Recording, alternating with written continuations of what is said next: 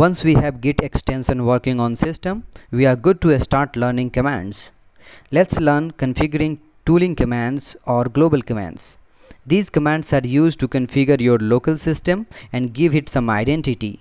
You can configure username and email, and these information will be attached to your commits transactions, and any user in future can easily see which changes made by which system or identity. So let's first set up username. For this I'll open git bash.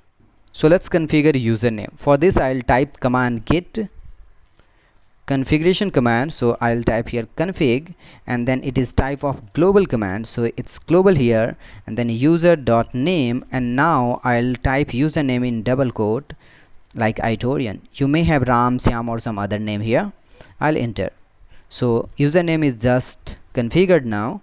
Let's go and configure email ID now. For this I'll type same command git config global user.email, and now in double quote I'll type my email ID. You may type your email ID here, and email ID is now configured. If you want to see your username which you just configured, you can type git config user.name. Now if you want to see email, git config user.email. And if you want to see all the configuration in one command, so you can type here git config and now list. So you can see all the configurations. You can see here username and email ID which we just configured, and rest of other settings is here by default.